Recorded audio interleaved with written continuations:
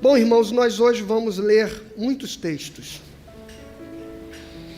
Muitos textos para poder tecer os fios desta teia. As crianças estão subindo agora para a retomada das suas aulas e os adolescentes.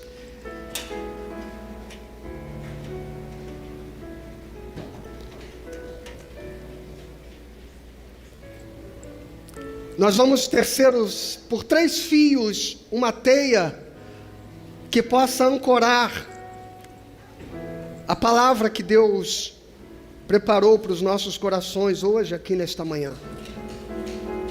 Como eu disse no começo do culto, uma palavra que nos desafia, uma palavra que nos convida a perguntar se compreendemos a dádiva, a graça, o benefício, o privilégio de conhecermos a Jesus Cristo por intermédio da sua palavra, para que possamos então estar aqui nesta manhã pelas razões corretas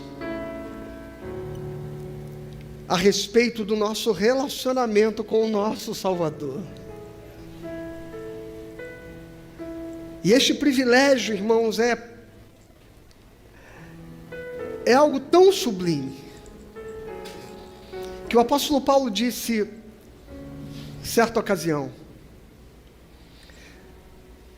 que tudo que ele já tinha possuído, conquistado, ou absorvido como conhecimento e sabedoria, ele diz, todas estas coisas eu trato como refúgio, como um lixo. Na tradução literal ele chega a dizer como esterco, como se fosse estrume de gado, diante da excelência, da sublimidade, do conhecimento de Cristo Jesus, e de ser achado nele. Aleluia. Compreender o privilégio de conhecer a Cristo e de estar aqui reunido nesta manhã com o objetivo de ser edificado nele. Nós acabamos de cantar uma canção que diz: meu alvo é Cristo. Talvez não haja melhor texto para definir a finalidade da igreja do que o texto de Efésios capítulo 4, que não faz parte dos textos que vamos ler. Quando o apóstolo Paulo diz e ensina que Deus deu na igreja uns para apóstolos, outros profetas, outros pastores, outros mestres, para que cada qual, no seu determinado tempo e no exercício do seu ministério próprio, juntamente com a justa, harmônica cooperação de todos os membros do corpo, possam produzir o crescimento do corpo de Cristo. Mas crescimento em que sentido? Ele diz, até que todos cheguemos à compreensão e ao exercício da verdadeira varonilidade. O que isso significa? A ser uma pessoa plena, varão perfeito, para compreendermos termos que ele usa em Efésios, qual seja a altura, o comprimento, a largura e a profundidade, para que todos cheguemos à estatura de Cristo Jesus. O objetivo da igreja não é outro senão fazer com que cada um de nós, individualmente, cheguemos à perfeita estatura de Cristo, a sermos como Ele. É grande este desafio. Alguns diriam, é impossível este desafio. E exatamente por ser impossível, que se torna a obra de Deus em nós.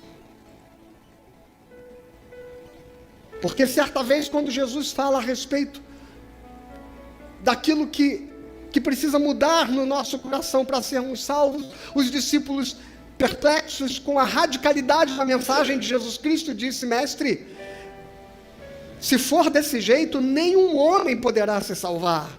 E Jesus disse: correto, para o homem isso é impossível, mas para Deus não há impossíveis em todas as suas promessas. Aleluia!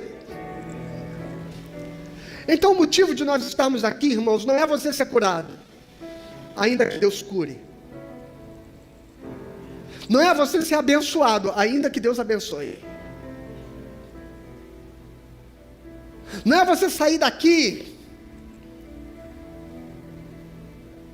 cheio de motivação para a vida, ainda que a palavra de Deus possa te inspirar.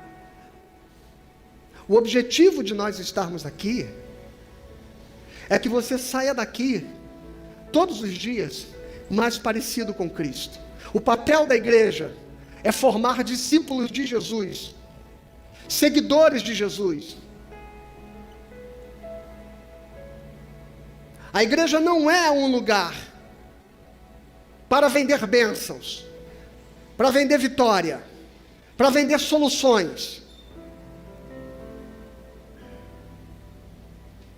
Nem vida confortável, nem vida boa.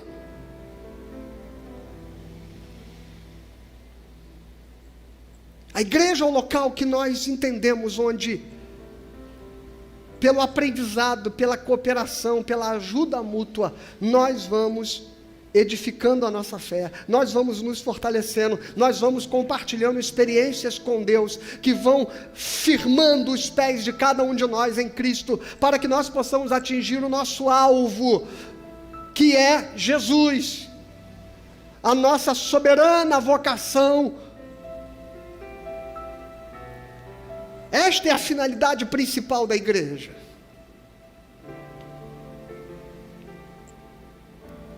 O sermão, inclusive, depois de um tempo, se tornou uma peça de convencimento para que as pessoas se convertam. Na maioria das vezes, a expectativa que as pessoas têm é que elas vão levar um amigo, vão levar alguém na igreja, vão convidar alguém para vir para a igreja, o pastor vai pregar um sermão, para que a pessoa então se converta e se arrependa. Na verdade, isso desvirtuou um pouco o papel do púlpito. Porque o papel do culto e da igreja é preparar, discipular, aperfeiçoar Cristo em cada um de nós e nos enviar para pregar o Evangelho. O cristão na igreja primitiva era aquela pessoa que era evangelizado no compartilhamento cotidiano da palavra, e que depois de havendo então compreendido a mensagem do Evangelho, era trazido à comunidade de fé para ser então discipulado.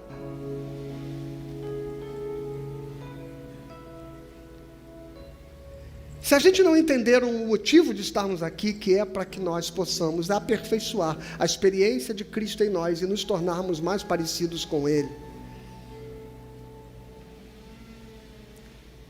E por que que isso é um desafio a ser feito em comunidade? Porque individualmente, corremos o risco de cada qual construir a sua imagem privada e particular de Cristo. Por isso que a imagem de Cristo, nós enxergamos no corpo, na comunhão, na comunidade de fé. Porque o Espírito foi dado a cada um mediante uma finalidade do próprio Espírito Santo, que estabeleceu individualmente dons e ministérios para cada um de nós. E a única possibilidade que eu tenho de conseguir enxergar uma imagem de Cristo que represente a totalidade de Deus para mim é através de enxergá-lo na comunhão. Porque sozinho fico refém da minha subjetividade. Sozinho fico refém do meu orgulho, do meu egoísmo, da minha vaidade, da minha presunção. É o outro que se torna para mim a referência e o parâmetro daquilo que, havendo em Cristo, ainda não habita em mim. Dito isso, vamos ao sermão e à palavra desta manhã.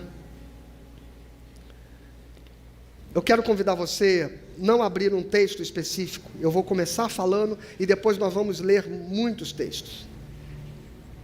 Mas eu vou começar com uma frase que, talvez se você pesquisar, você encontre ela como autor desconhecido, ou em outras pesquisas você encontre ela atribuída à figura de Francisco de Assis.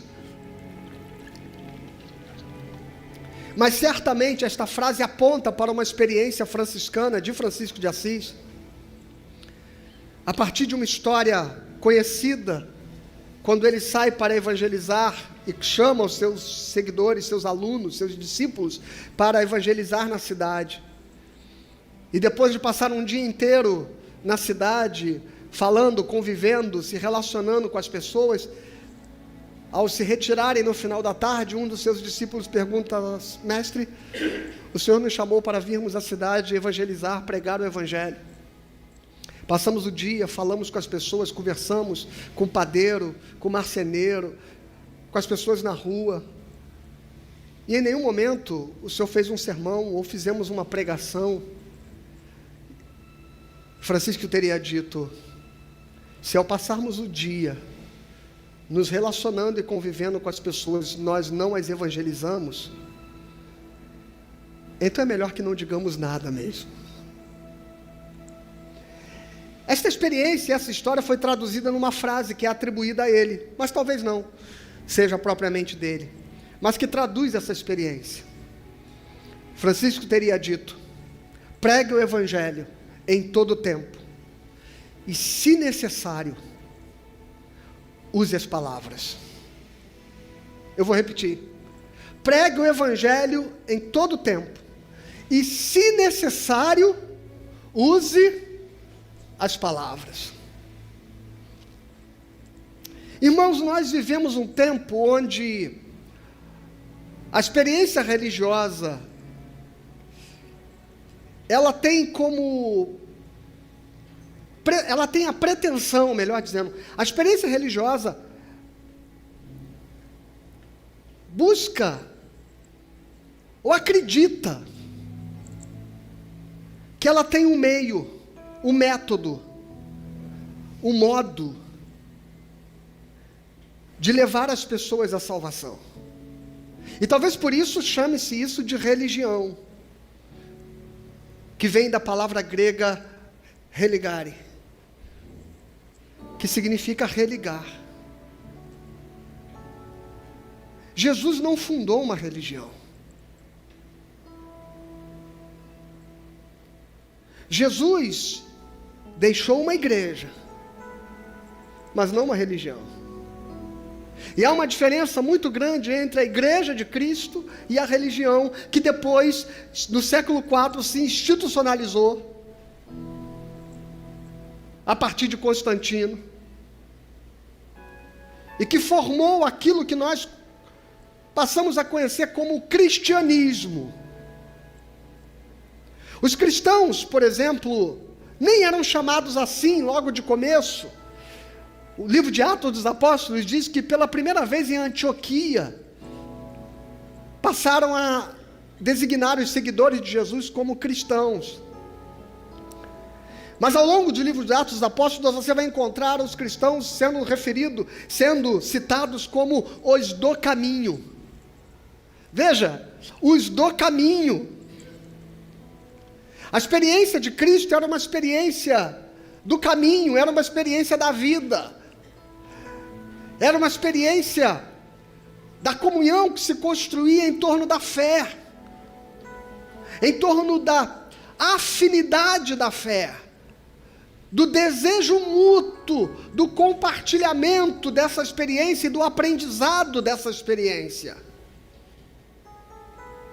As pessoas não se reuniam em torno de uma religião, de uma denominação, ou de um lugar específico. A igreja cristã começou de casa em casa.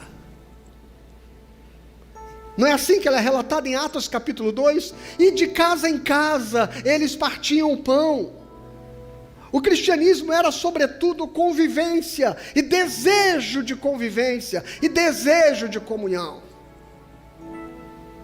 Mas como todo organismo vivo, onde homens participam, há uma tendência de que ele vá se transformando cada vez mais de organismo em organização. E as duas coisas são muito diferentes. Porque um organismo tem vida. E uma organização tem métodos, procedimentos.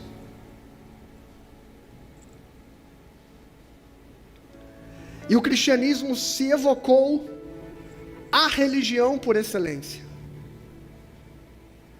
E passou a encaixotar a mensagem do Evangelho.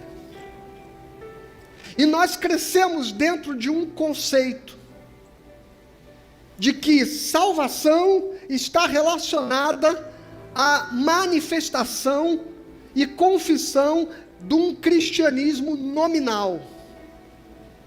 E o que é um cristianismo nominal? É aquele que está associado à verbalização da sua fé em Jesus Cristo, e mais do que isso, sendo vivida dentro da experiência religiosa daquilo que chamamos de cristianismo. E para ser mais específico ainda, para muitas denominações e para os evangélicos, ou para os católicos, porque o que acontece é que cada denominação ou cada religião pretende evocar para si a centralidade da verdade. Então cunhou-se na teologia medieval uma expressão que dizia extra ecclesia nulla salus, que significa fora da igreja não há salvação. E de fato a salvação está em pertencer à igreja de Cristo. Mas demorou muito para que a própria teologia compreendesse, e os reformadores fazem isso muito bem, que existe uma igreja visível e existe uma igreja invisível. E a salvação está na igreja invisível. O que é a igreja invisível? É a igreja daqueles santos que são reunidos em torno de Cristo e que não tem a ver. Melhor, não vou dizer que não tem a ver. Não está subordinada à igreja visível. Eu sou salvo porque pertenço a um movimento chamado cristianismo. Eu sou salvo porque frequento uma igreja chamada cristã. Eu sou salvo porque sou evangélico e sigo a doutrina evangélica. Nós encaixotamos a salvação, privatizamos esta salvação, institucionalizamos a salvação, demos a ela um CNPJ. demos a ela um nome, construímos um livro e um código de conduta e de crenças, que chamamos de dogmas ou doutrinas, e dissemos que Deus, como se nos tivesse dado uma procuração, nos disse que todos aqueles que vêm aqui e professam esta nossa mesma fé e confessam Jesus como Salvador, que estes serão salvos, e todos quantos, fora desse sistema, não cumprirem esses requisitos que nós temos como parte do processo da salvação que a nossa religião construiu, eles estão condenados ao inferno.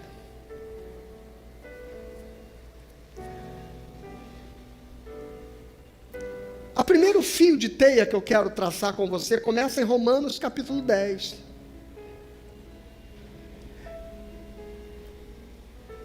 Textos onde esta nossa crença se fundamenta biblicamente. E, portanto, ela é verdadeira. Jesus diz: eu sou o caminho, a verdade e a vida. Ninguém vem ao Pai senão por mim. Ninguém vem ao Pai senão por mim. No Evangelho de João, ele diz: quem crê em mim não será julgado, mas quem não crê em mim já está condenado. E Paulo, então, em Romanos capítulo 10, no versículo 9, diz assim: se com a boca você confessar Jesus como Senhor em seu coração e crer que Deus o ressuscitou dos mortos, você será.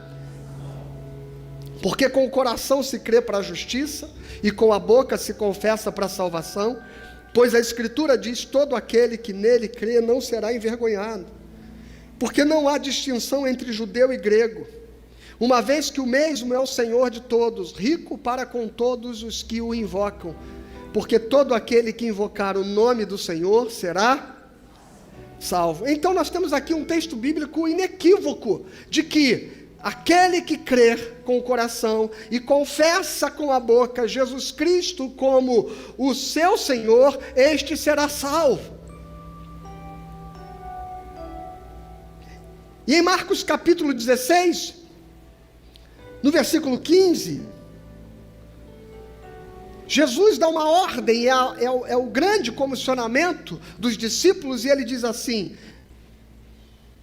ide por todo mundo, preguem o evangelho a toda criatura. A versão que está aí é a Nova Almeida? É? Ué, será que eu peguei a versão errada? Ide por todo mundo, preguem o evangelho a toda criatura. Quem crer e for batizado será salvo. Quem, porém, não crer será condenado.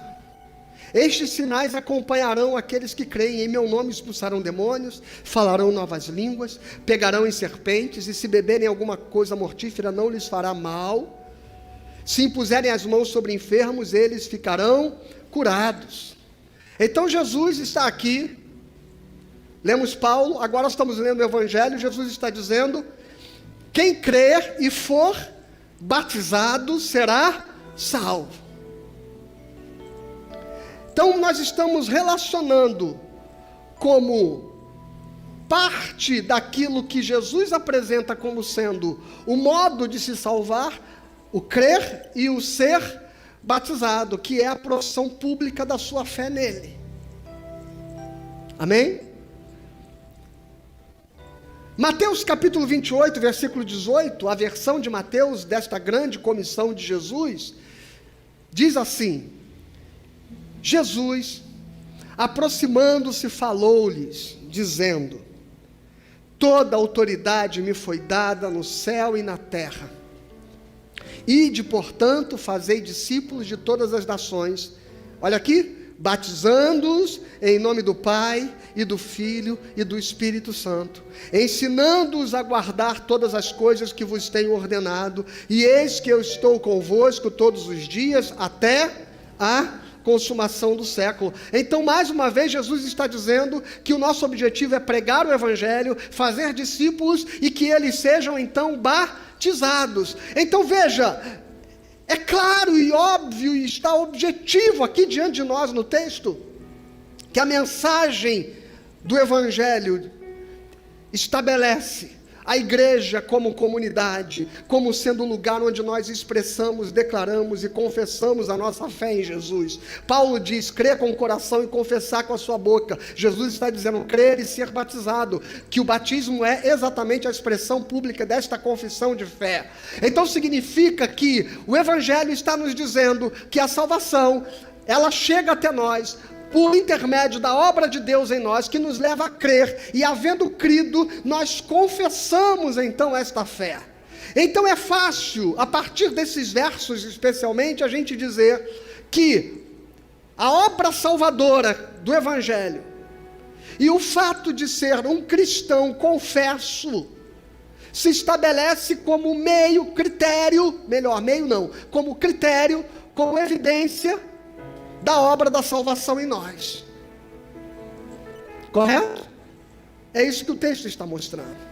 Então, se alguém disser, Jesus não criou religião, não precisa ir à igreja, na verdade, Jesus está dizendo, fazei discípulos e batizai-os, que eles participem do sacramento, da comunhão do corpo de Cristo, que eles façam parte, declarada e nominal deste corpo.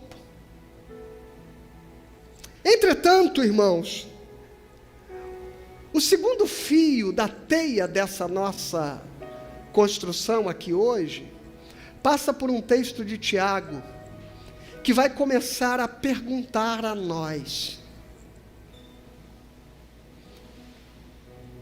a respeito de como nós enxergamos, efetivamente, a obra da graça de Deus tendo operado na nossa vida. Se você abrir a sua Bíblia em Romanos, capítulos, especialmente capítulo 3 e 4, onde você vai encontrar explicitamente Paulo dizendo, Abraão não foi justificado pelas obras, mas foi justificado pela fé, tão somente pela fé. Paulo declara isso explicitamente. E aí você pega Tiago no texto que vamos ler, quando Tiago ele vai dizer, nós vamos ler, mas Tiago diz assim, vede que não é só pela fé, é também pelas obras. Esse negócio parece tão fora do contexto da teologia da graça e da salvação, que Martinho Lutero, reformador da igreja, numa primeira leitura muito apaixonada, porque Lutero era muito assim, né? Ele era muito sanguíneo. Numa primeira leitura muito apaixonada, Lutero ele diz assim, a carta de Tiago, que estava na Bíblia já, a carta de Tiago não serve para nada, é como palha, deve ser queimada. Porque ele encontrava uma nítida, explícita contradição entre Paulo e Tiago. Em Paulo dizer, não é pelas obras, é exclusivamente pela fé. E Tiago vem e diz assim, não é só pela fé, é também pelas obras. Lutero percebe tempos depois que o que parece uma contradição não é uma contradição. É um questionamento a respeito do modo com que aqueles que estavam cada dia mais se declarando cristãos nominais, passaram a viver a experiência da salvação pela graça, por meio da fé. E eu quero deixar muito claro que a salvação é apenas pela graça, por meio da fé, e jamais e nunca pelas obras. Mas o que Tiago está fazendo é perguntar aos cristãos se eles entendem que, em tendo sido salvos, é impossível que aquele que foi salvo e justificado pela fé não testifique esta salvação também por meio das obras. Tiago não está dizendo as obras salvam e justificam. O que Tiago está dizendo é que a sua fé que te justifica não te justificou se as suas obras permanecerem infrutíferas. E na verdade é exatamente o que João Calvino fala quando escreve a respeito da perseverança dos santos. Quando ele diz que a evidência da salvação é a perseverança dos santos, o que faz com que os santos demonstrem obras que reflitam que eles efetivamente foram salvos. E olha como Tiago trata isso, capítulo 1, versículo 19.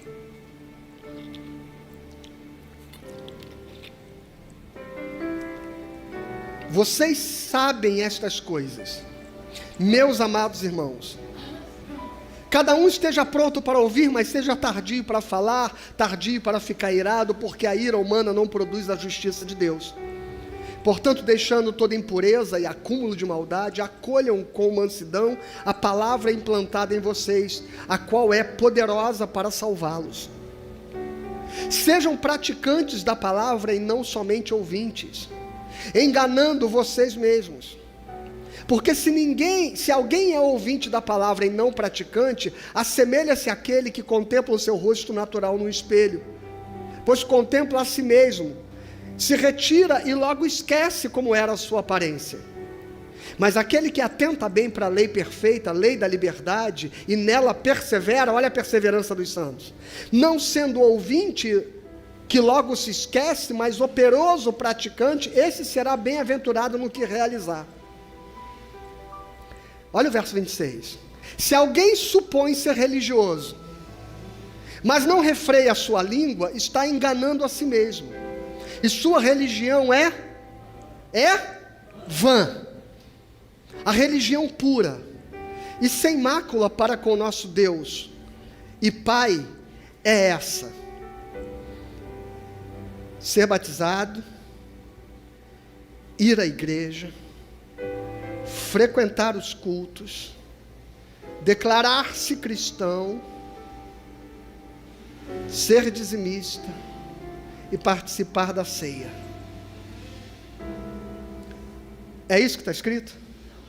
O que está escrito que é a verdadeira religião pura e sem mácula é, lê comigo, visitar os órfãos e as viúvas nas suas aflições e guardar-se.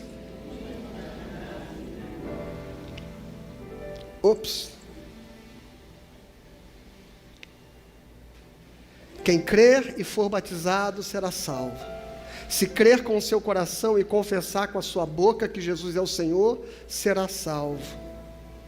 Fazei discípulos e batiza eles em nome do Pai, do Filho e do Espírito Santo, e eles serão salvos. Mas Tiago diz que a sua religião é vã, se você, havendo confessado, havendo professado a sua fé, não vive a justiça, o amor do reino de Deus. E continua: meus irmãos, próximo capítulo, vocês não podem ter fé em nosso Senhor Jesus Cristo, o Senhor da glória, e ao mesmo tempo tratar as pessoas com parcialidade.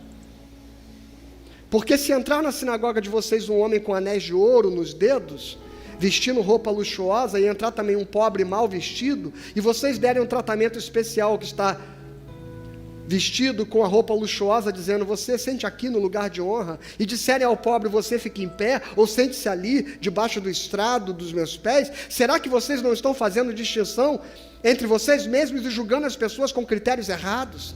Escutem, meus amados irmãos, por acaso Deus não escolheu os que para o mundo são pobres, para serem ricos em fé e herdeiros do reino que Ele prometeu aos que amam? No entanto, vocês desprezam os pobres. Por acaso não são os ricos que oprimem vocês? E não são eles que os arrastam para os tribunais? Não são eles os que blasfemam o bom nome que foi invocado sobre vocês?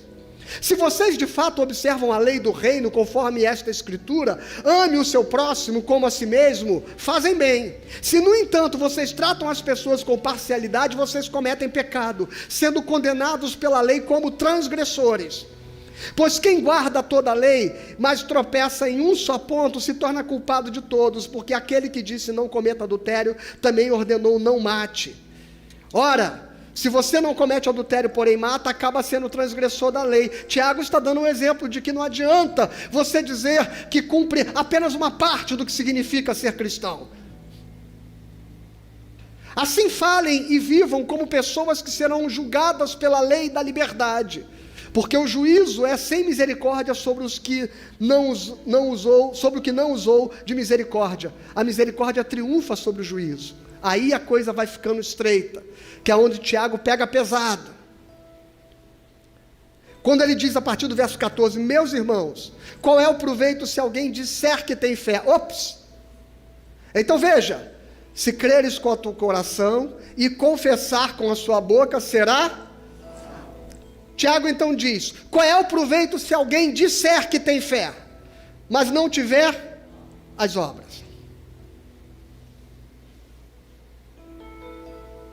Qual é o proveito? Nós precisamos então repensar a ideia que construímos, que o fato das pessoas entrarem na igreja, levantarem a mão, aceitar Jesus e passarem a seguir o cristianismo nominal como sua religião, que isto rotula a sua salvação.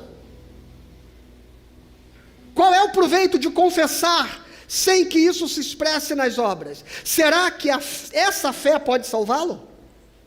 Será que essa fé pode salvá-lo? Pergunta o apóstolo Tiago. Se um irmão ou uma irmã estiverem com falta de roupa e necessitando de alimento diário, e um de vocês lhes disser, vão em paz, tratem de se aquecer e de se alimentar bem, mas não lhes dão o necessário para o corpo, qual é o proveito disso? Qual é o proveito de um cristianismo que diz que crer em Jesus, mas que é indiferente à pobreza e à miséria, à fome, à necessidade, ao frio que as pessoas passam na rua? Qual o proveito?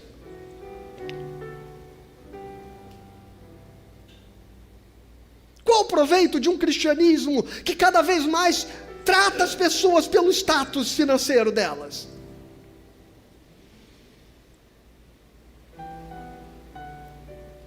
Procurem os pobres e os miseráveis nas grandes instituições religiosas que hoje lotam cultos com 5, 6, 10 mil pessoas no Rio de Janeiro e Brasil afora. Procurem os pobres e miseráveis.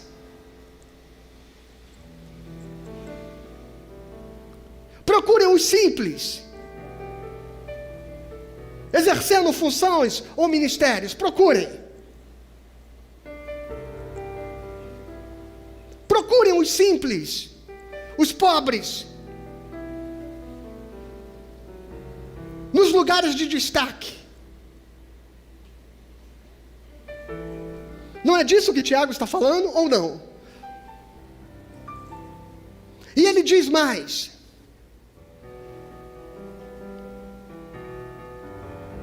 Verso 17. Assim também a fé, se não tiver obras, por si só está morta. Morta. Mas alguém dirá, você tem fé, e eu tenho obras.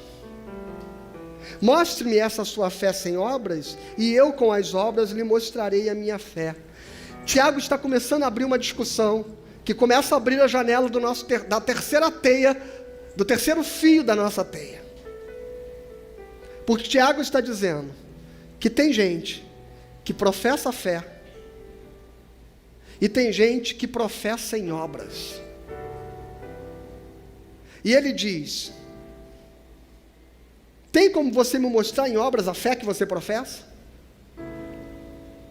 Porque talvez eu consiga mostrar pelas minhas obras uma fé que eu não fique dizendo, propagando, mas que está sendo vivida. um amor no qual eu acredito, uma justiça na qual eu acredito, um senso de igualdade, de cuidado, de misericórdia no qual eu acredito, uma ruptura com os sistemas excludentes, preconceituosos, segregadores deste mundo, com a sua estrutura de dinheiro, de poder, de bens. E tem gente dizendo: eu rompi com tudo isso. E portanto pode haver muito mais de Cristo nas minhas obras do que na sua confissão de fé. É isso que Tiago está dizendo.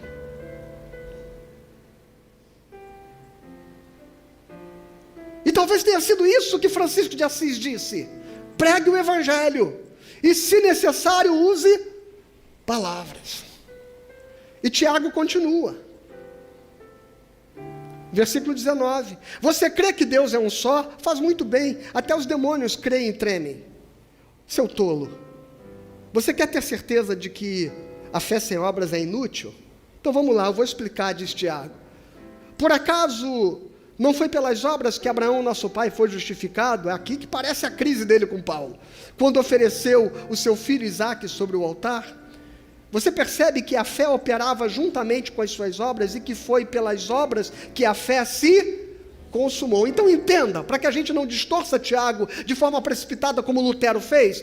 Tiago não está dizendo que as obras salvam, ele está dizendo: você não enxerga que foi pelas obras de Abraão que a fé dele se consumou? Então é a fé que opera, mas que se evidencia nas obras.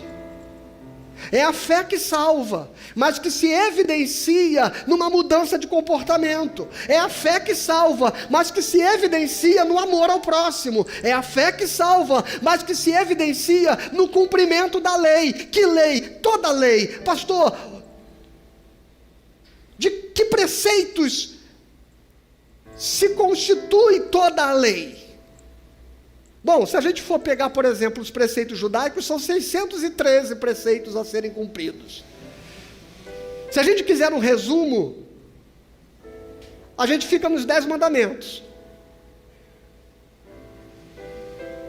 Mas se a gente quiser um resumo que abrange toda a lei, a gente fica com Jesus, que diz: amarás o teu Deus sobre todas as coisas, e ao próximo como a ti mesmo. Nestas duas ordens, nessas duas leis, toda a lei se completa. O que significa que a palavra diz que a perseverança dos santos, a evidência da salvação, que Calvino dizia como perseverança, aquilo que Tiago apresenta como sendo a fé consumada, se expressa no cumprimento da lei da liberdade.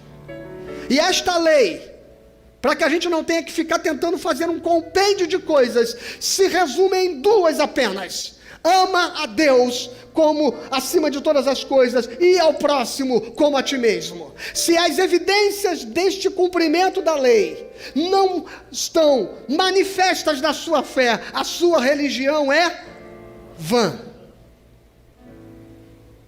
Vã, não serve para nada.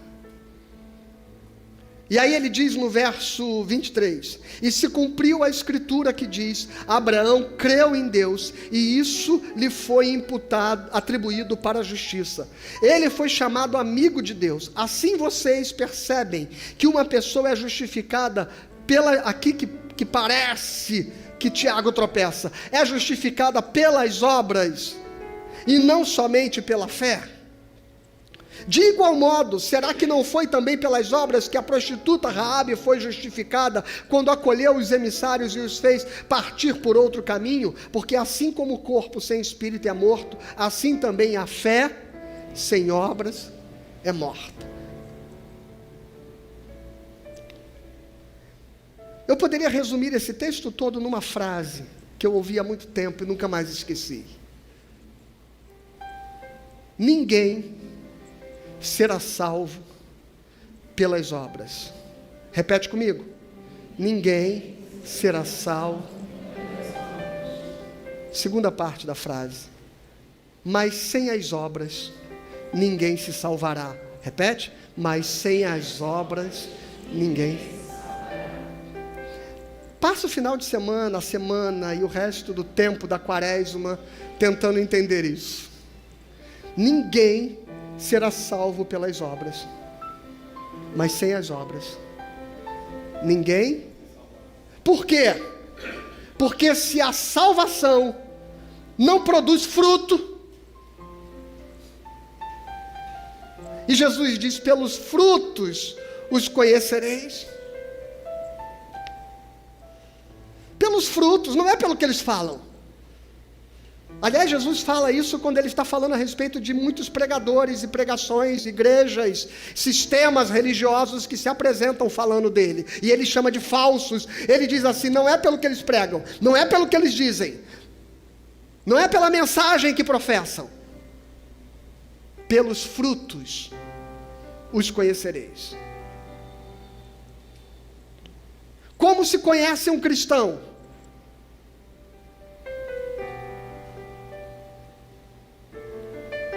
Como se conhece um cristão? Basicamente hoje, por ele ir à igreja, por ele carregar uma Bíblia, por ele usar uma camiseta, por ele ir para o carnaval e não cantar Iemanjá, cantar Iexuá.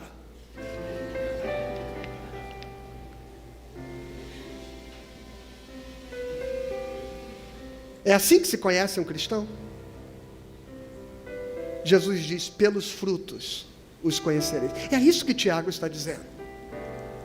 Você não conhece o cristão porque ele diz que frequenta a igreja e foi batizado. Você conhece o cristão quando ele vive uma vida de modo que você olhe para ele e enxergue Jesus Cristo. Que o pensamento dele expresse Jesus Cristo.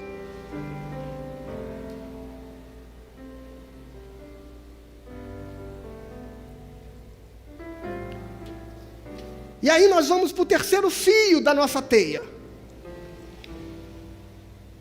que está em Mateus capítulo 25, versículo 40. Aí vem Jesus, porque a gente ouviu Paulo dizendo: se crer com o coração e confessar Jesus como Senhor, você será salvo. Nós vimos Jesus mesmo dizendo: crê e for batizado, será salvo. Mas a gente vai olhar o próprio Cristo, como que querendo confundir a nossa cabeça, subvertendo essa lógica toda, apresentando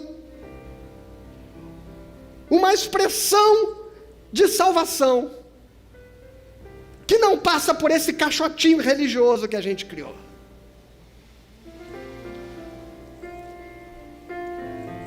João Alexandre já cantava: Deus não está acorrentado às paredes de uma religião. Deus não habita em templos feitos por mãos humanas. Mateus 25, 40. Quando vier o Filho do Homem, verso 31. 25, 31, desculpa. Isso, obrigado. Quando vier o Filho do Homem na sua majestade, todos os anjos com ele, então se levantará no trono da sua glória, e todas as nações serão reunidas em sua presença, e ele separará uns dos outros, como o pastor separa os cabritos das ovelhas, e porá as ovelhas à sua direita, mas os cabritos à esquerda. Então dirá o rei aos que estiverem à sua direita: vinde, benditos de meu Pai, entra na posse do reino que vos está preparado desde a fundação do mundo. Porque você creu e foi batizado, porque você creu com o coração e confessou com a sua boca. É isso que está escrito? O que está escrito? Porque tive fome e me deste de comer, tive sede e me deste de beber, era forasteiro e me hospedaste, estava nu e me vestiste, enfermo e me visitaste, preso e foste ver-me. Então perguntarão os justos, justo é quem foi justificado, ok. Então os justos perguntarão: Senhor, Quando foi que te vimos com fome e te demos de comer, ou com sede e te demos de beber, ou quando te vimos forasteiro e te hospedamos, ou nu e te vestimos, e quando te vimos enfermo ou preso e te fomos visitar? E o rei respondendo lhes dirá: em verdade vos afirmo que sempre que o fizeste a um destes meus pequeninos irmãos, a mim o fizeste. Aleluia.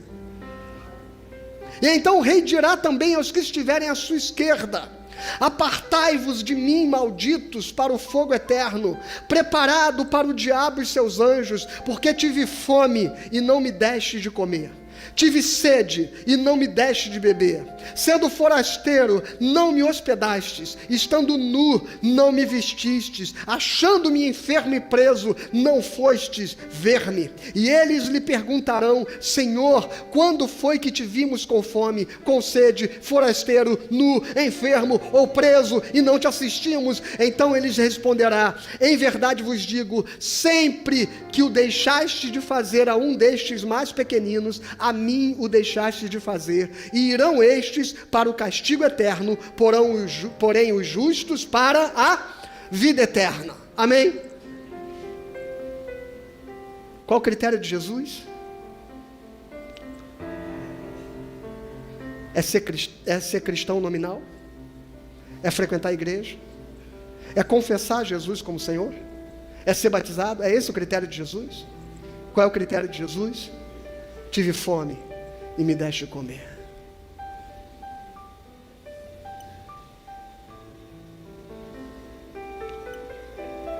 O que significa que isso está anulando, então, o crer e confessar, o crer e ser batizado? Não, não está anulando. Está dizendo que aquilo sem isto não faz sentido. Mas agora a religião treme nas suas estruturas de controle e de poder. Porque pode ser que isto sem aquilo faça e signifique que uma pessoa vive habitada por Cristo e pelo seu amor, mesmo que não faça isso frequentando uma igreja, aceitando Jesus e sendo batizado. E se você tem dificuldade de crer nisso, meu irmão, leia 300 vezes esse texto. Quer mais? Mateus capítulo 7, versículo 21, o subtítulo pergunta: quem entra no reino dos céus? Então, antes da gente ler, vamos lembrar, Paulo disse: quem crê e confessar, né? Quem crê e confessar Jesus como Senhor. Aí Jesus vem e diz assim: nem todo que me diz Senhor, Senhor, entrará no reino dos céus, mas aquele que faz a vontade do meu Pai que está nos céus. Muitos naquele dia vão me dizer: Senhor, nós não profetizamos em seu nome, eu não preguei no culto todo domingo, Senhor. Muitos naqueles dias dirão: Senhor, em seu nome nós não expulsamos demônios, em teu nome nós não fizemos milagres. E eu lhes direi claramente: eu nunca conheci vocês. Jesus não conhece quem frequenta a igreja. Jesus não conhece quem se batizou. Jesus não conhece quem declarou que Jesus é seu Salvador. Jesus conhece em quem, havendo crido, faz a vontade do Pai.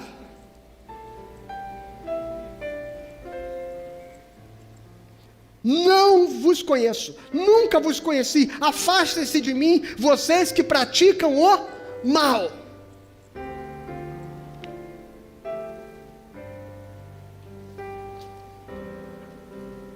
Tu conhece gente crente má? Conhece? Eu conheço um monte. Ah, como eu conheço. Não estou falando de gente que erra, de gente que falha, de gente que tropeça, de gente que peca, de gente que fracassa. Não, irmãos, estes somos todos nós. Estou falando de gente que não tem empatia, gente que não tem misericórdia, gente que não perdoa, gente que vive com o coração cheio de mágoa, cheio de raiva, gente que discrimina o pobre, gente que não tem sensibilidade com o humilde, gente que não tem afeição ao outro, gente que julga, que rotula as pessoas, gente cheia de preconceito, gente que não é capaz de amar o filho, a filha, que bota para fora de casa. Por quê? Porque meu filho é gay. Um amigo me escreveu anteontem: me ajuda com seus conselhos, porque eu tenho uma amiga que a filha, ela já mudou de escola várias vezes, porque em todas as escolas ela tinha uma namorada, e ela tem 16 anos, e ela já trocou a filha de igreja 3 vezes, e ela inclusive teve namorada na igreja, 16 anos de idade. E a mãe não aceita, e a mãe não consegue conviver com a filha. O filho fez 18 anos, filho desta mesma mãe, e foi embora de casa, porque não suportava aquela estrutura. Que religião e fé é essa, onde a gente não é capaz de amar o próprio filho?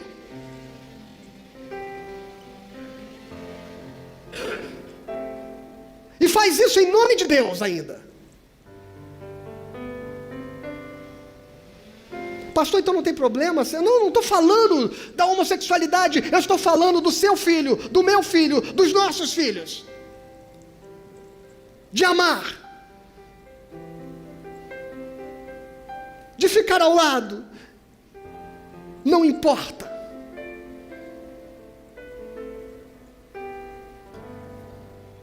E se a gente não é capaz de amar um filho nesta condição, aí vem com a balela de que nós amamos o pecador. Ama coisa nenhuma.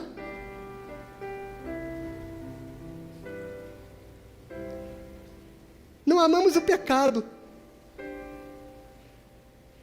Discrimina as pessoas.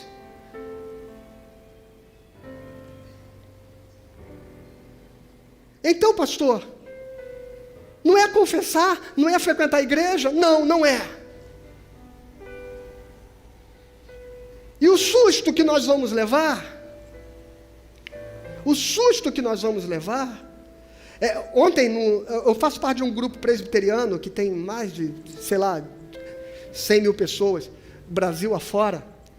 Eu era um dos administradores desse grupo, na época da caminhada presbiteriana, que eu fui participei da equipe de coordenação em 2012, e esse grupo se expandiu o Brasil inteiro, tem mais de 100 mil presbiterianos nele. Depois eu pedi para não ser mais administrador do grupo, e só acompanho, sou membro do grupo. E ontem alguém colocou uma coisa assim, dizendo assim: os crentes vão ficar muito desapontados quando chegarem no céu e descobrirem que os desigrejados também estarão lá. Só que alguém fez um comentário ainda mais audacioso, e está tomando pancada até agora dos religiosos, porque ele disse assim: os crentes vão ficar mais desapontados ainda quando chegarem no céu e descobrirem que aqueles que não faziam parte, nunca fizeram de igreja nenhuma, também podem estar lá. Porque tem gente que está confessando Jesus na vida, enquanto o cristianismo nominal não confessa de lábios. Pastor, mas e se não confessar, se não disser? Olha o que Jesus diz no Evangelho de Mateus, capítulo 21, versículo 28.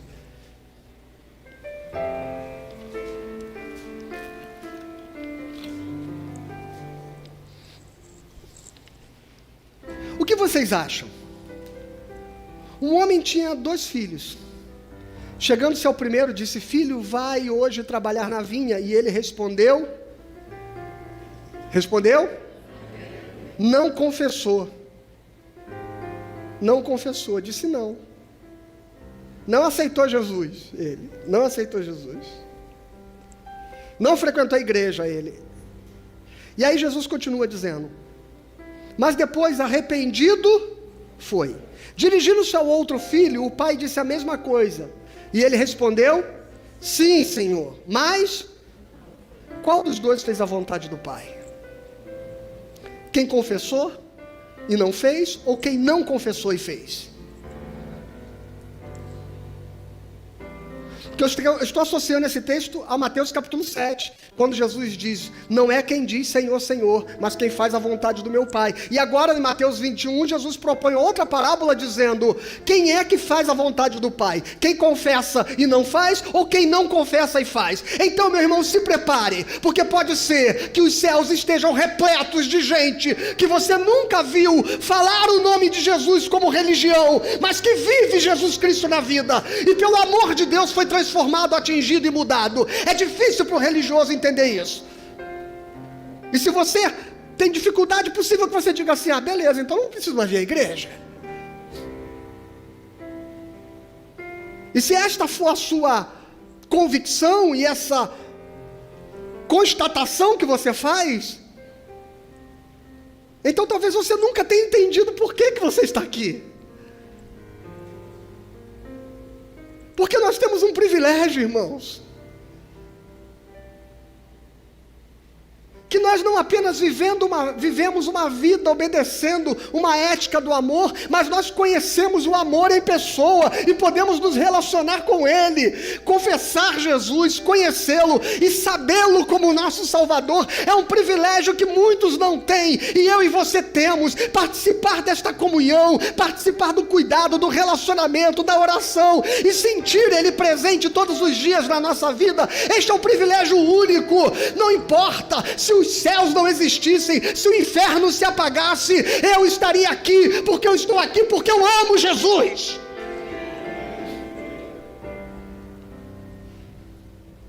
Eu estou aqui porque Ele dá significado à minha vida. Eu estou aqui porque Ele representa para mim tudo que eu preciso para ser feliz. E por isso que eu não vou embora. Ele disse, vocês querem ir? Podem ir. Ele falou para os discípulos. E Pedro disse, Senhor, só Tu tens palavras que enchem o meu coração de vida eterna, de eternidade, de esperança. Para quem eu irei? É um privilégio estarmos aqui, é um privilégio termos sido iluminados para podermos proclamar esta mensagem, propagar esta mensagem e saber qual é a fonte, a origem, o que dá sentido a tudo isso que nós queremos viver. Este é o nosso privilégio e por isso nós estamos aqui, porque nós queremos nos parecer com o nosso Senhor e nós queremos viver nele e para Ele, porque dele, por Ele, para Ele são todas as coisas, o que não significa que Deus não possa salvar quem quiser e como quiser, mas significa que eu sou um privilegiado, porque eu estou atravessando essa floresta escura, iluminado pela luz do meu Senhor, e eu posso vê-lo, e eu posso conhecê-lo, e eu posso ouvi-lo, e isso é o que dá sentido à minha vida.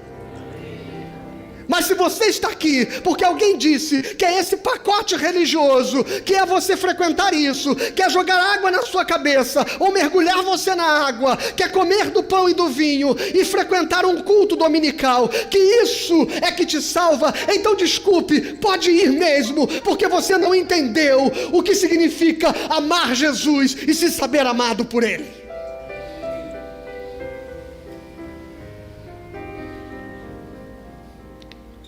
E o último texto, eu termino aqui. Lucas 13, 22.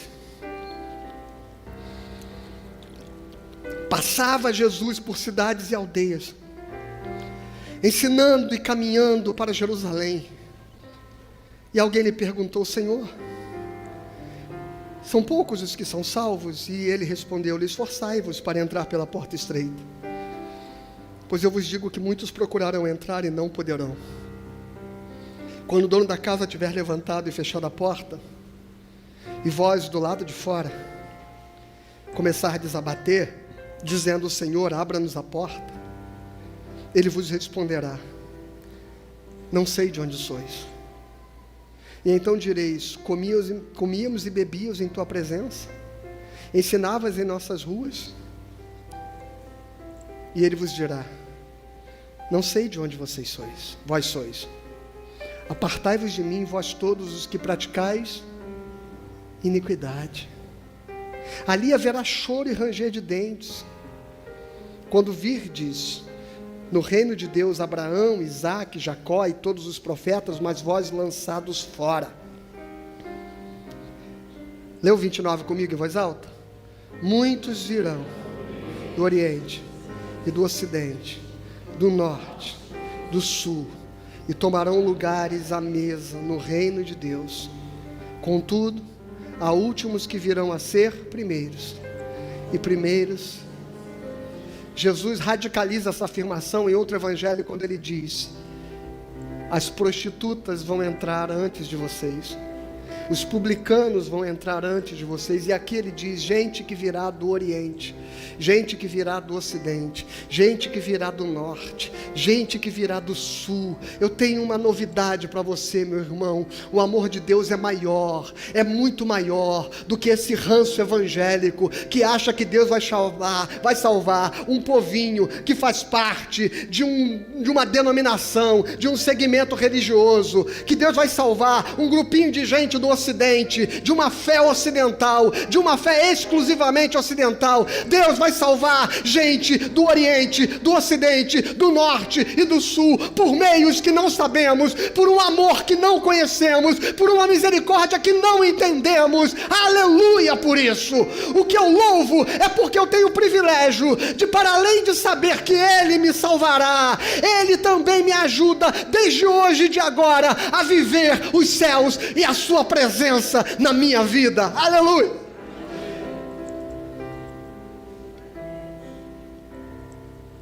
Eu não sou universalista. Não saia daqui dizendo o que o pastor Fábio está dizendo, que Deus vai salvar todo mundo. Não sou universalista. Jesus mesmo está dizendo que muitos ficarão de fora. Mas que eu gostaria que Ele salvasse, eu gostaria.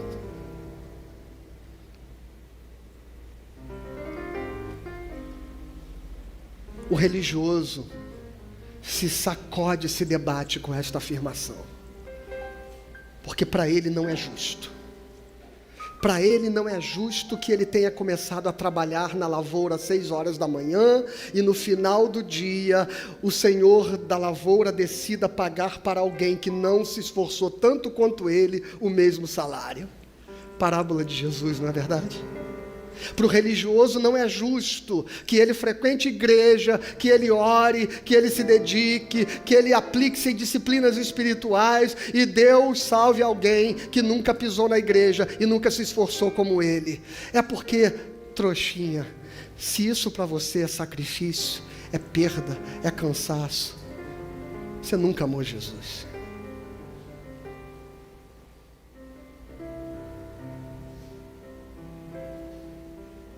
Talvez você esteja movido por medo do inferno ou pela ambição do céu.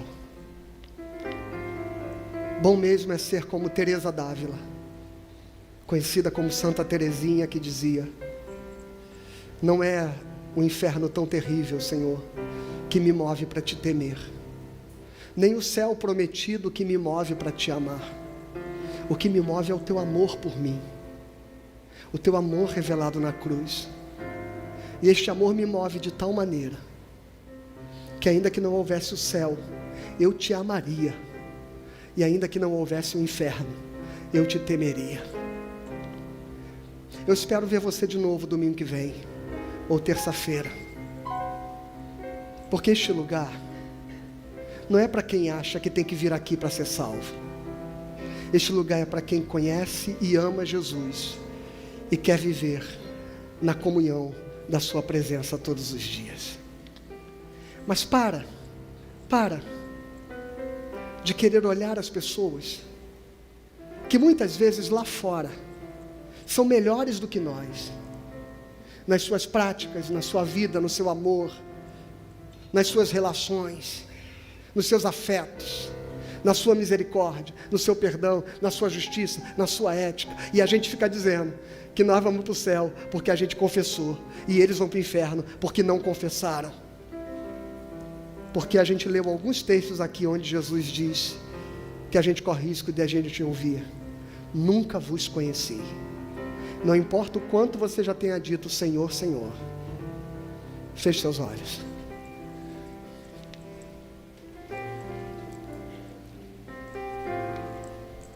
Hoje é aniversário, ontem foi aniversário de casamento da Lloyd e do Elo.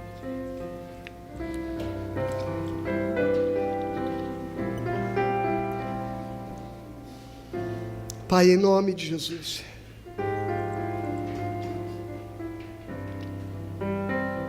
nós queremos viver a religião verdadeira, que não se chama cristianismo, que não é o segmento evangélico, que não é ser presbiteriano, muito menos calvinista. Nós queremos viver a religião que é aquela que faz com que nós sejamos habitados por um amor que nos faz viver em amor. Ensina-nos isso em nome de Jesus. Amém.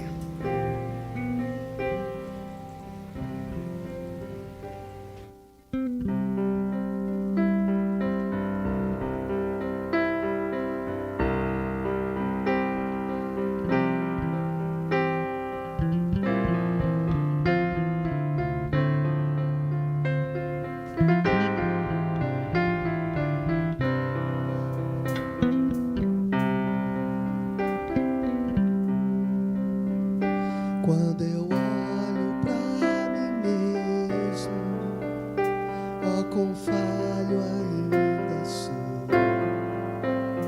Vejo o quanto ainda preciso expressar o teu amor.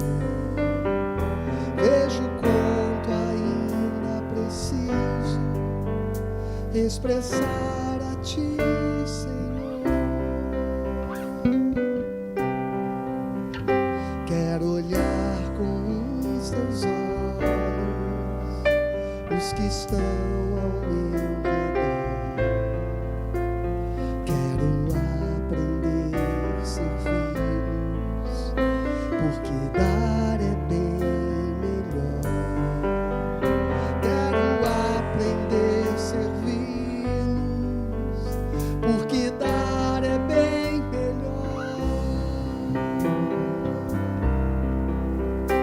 Com a água e a toalha, tu me deste a lição de um padrão que nunca falha, pra viver em comunhão.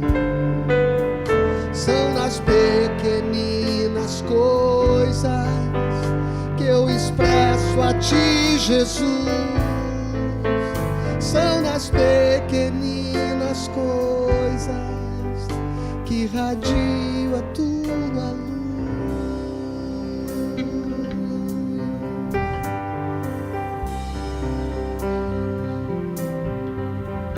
Não viver mais pra mim mesmo, eu preciso aprender. Isso só será possível quando eu mais te conhecer. Repartiste a tua vida, transformou em vinho e pão. Quero repartir a minha em serviço aos meus irmãos. Repartiste a tua vida, transformou em vinho e pão. Quero repartir a minha em serviço aos meus irmãos. Obrigado, Senhor, por esta manhã. Obrigado por toda a tua dádiva de vida que se manifesta a nós. Obrigado por nos exortar, corrigir, nos constranger, mas nos libertar também dos pesos, das amarras, da religião, da culpa, da arrogância, do egoísmo, do pecado. Cuida das nossas famílias, cuida de nossas casas, despede-nos debaixo da tua paz. No nome de Jesus Cristo. Amém. Irmãos, começou a quaresma. E como eu disse, é um tempo de jejum, é um tempo de contrição. E talvez você se pergunte, que jejum? E como jejuar? O Senhor responde isso através do profeta Isaías, no capítulo 58, quando ele fala a respeito dos jejuns que o povo praticava. E no versículo 3 as pessoas dizem assim, projeta para mim, Isaías 58, 3, porque eu quero deixar uma dica de prática durante a quaresma para você. Por que jejuamos nós e tu não atentas para isso? Por que afligimos a nossa alma e tu não levas em conta? Eis que no dia em que jejuais, cuidais dos vossos próprios interesses e exigis que se faça todo o vosso trabalho. Presta atenção, primeira coisa, jejum é cuidar menos dos próprios interesses e cuidar mais daquilo que é interesse do outro. Então, se você quer viver uma quaresma em jejum, antes de você se perguntar o que não comer, por quanto tempo não comer ou não beber, como começa, como termina o jejum, tente experimentar esta primeira coisa. Buscar menos o seu próprio interesse. Faça isso em relação ao seu casamento, faça isso em relação aos seus filhos, faça isso em relação ao seu colega de trabalho, faça isso em relação às suas convicções, às suas certezas, às suas verdades. Busque menos o que é importante para você e se preocupe mais com o que é importante para o outro. Primeira coisa está aqui. E eis que no dia em que jejuais, cuidais dos vossos próprios interesses e exigis que se faça o vosso trabalho. Eis que jejuais para contendas e rixas e para ferirdes com punho iníquo. Jejuando assim como hoje, não se fará ouvir a vossa voz no alto. Então, não adianta você querer jejuar, orar, vir para a igreja. Se o seu casamento, se a sua casa está cheia de contenda, de rixa, de disputa, de brigas, jejue buscando a paz. Seria este o jejum que eu escolhi, verso 5, que o homem um dia aflige a sua alma, incline a sua cabeça como junco e se estenda debaixo de si pano de saco e cinza? Chamarás tu a isto jejum e dia aceitável ao Senhor? Porventura não é este o jejum que eu escolhi? Vamos lá. Que soltes as ligaduras da impiedade, que desfaças as ataduras da servidão, que deixes livres os oprimidos e despedace todo jugo. Porventura não é também que você reparta o teu pão com o faminto e recolhas em casa os pobres e desabrigados, e se vires o nu, o cubras e não te escondas do teu semelhante? Então romperá a tua luz como a alva, e a tua cura brotará sem detença, e a tua justiça irá diante de ti, e a glória do Senhor será a tua retaguarda. Então clamarás ao Senhor, e Ele te responderá, gritarás por socorro, e Ele dirá, eis-me aqui. Se você tirar do meio de ti, o jugo, ou seja, o peso que você coloca no ombro dos outros, o dedo que você aponta para o outro, o falar injurioso, acusador, difamador, se você abrir a tua alma ao faminto e fartares a alma do aflito, como é que se farta a alma do aflito? Aqui não está falando de comida física, está falando de você poder encher o coração vazio das pessoas de amor. Então a tua luz nascerá nas trevas, e a tua escuridão será como o meio-dia, e o Senhor te guiará continuamente, fartará a tua alma até em lugares áridos, e fortificará os teus ossos, e serás como um jardim regado, como um manancial cujas águas jamais faltam. Amém? Isso é quaresma, isso é jejum, isso é religião, mas a religião que serve para alguma coisa.